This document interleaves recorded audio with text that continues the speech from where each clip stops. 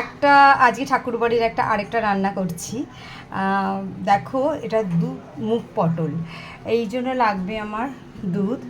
আমি 4টে পটল নিয়েছি, মুগ ডাল, নারকেলটাকে কুড়িয়ে নেব, নারকেল কোড়া, নুন, আচ্ছা গোটা জিরে, আটা হচ্ছে আদা জিরে কাঁচা লঙ্কা বাটা। পুরো রান্নাটা সাদা তেলে করব। এবার চলো রান্নাটা শুরু করা যাক। কড়াইতে আমি প্রথমে মুগ ডালটা দিয়ে নিলাম, মুগ ডালটাকে ভালো করে একটু ভেজে নেব। দেখো আমার এটা হয়ে গেছে ভাজা। এবার আমি এখানে জল দিচ্ছি, জল দিয়ে এইভাবে জল দিয়ে 2-3 বার জল দিয়ে এটাকে ভালো করে ধুয়ে নিতে হবে। হ্যাঁ, এইভাবে জল দিয়ে এটাকে ভালো করে ধুয়ে নিতে হবে। এবার জল দিয়ে নিলাম সেদ্ধ করার জন্য। এইভাবে জল দিয়ে আমি এটাকে সেদ্ধ করে নেব, কড়াইতেই করব।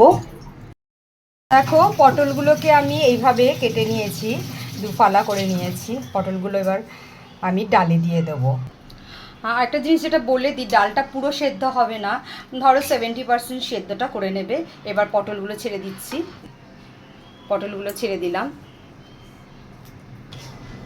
পটলগুলোকে এবার সেদ্ধ করতে দেবো, একটু নুন দিয়ে নেবো। এবার নুন দিয়ে নিচ্ছি। এবার আমি মশলাটাকে রেডি করছি। এই যে জিরেটাকে কাঁচা লঙ্কা দিয়ে বেটে নেব।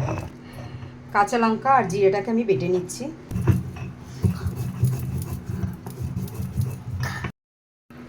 জিরে আর লঙ্কা বাটা হয়ে গেছে। আদাটা বেটে নিয়েছি, আমি আলাদা করেই রেখেছি। নারকেলটাকে কুড়ে নিয়েছি।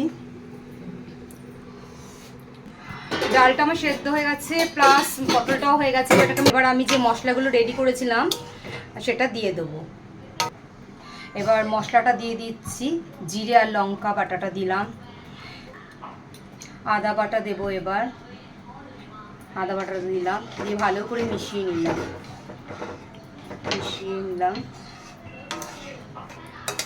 ঢেলে নিলাম। এবার ফোড়নের ব্যবস্থা করব।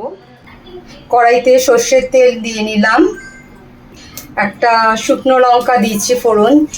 এবার জিরে ফোড়ন দিচ্ছি। এবার ডালটাকে ঢেলে দেবো এর মধ্যে।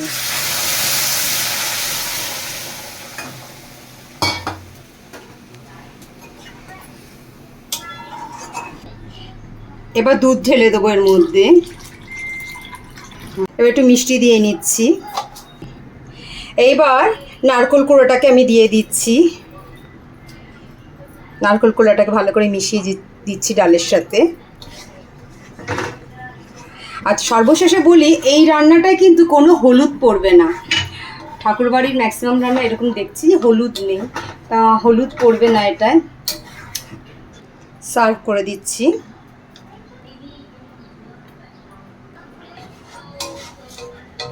সার্ভ করা হয়ে গেছে, গরম ভাতের সাথে খুব ভালো লাগবে খেতে।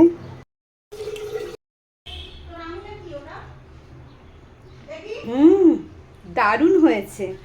তোমরা কিন্তু অবশ্যই বানাবে আর আমাকে জানাবে কেমন হয়েছে। টাটা।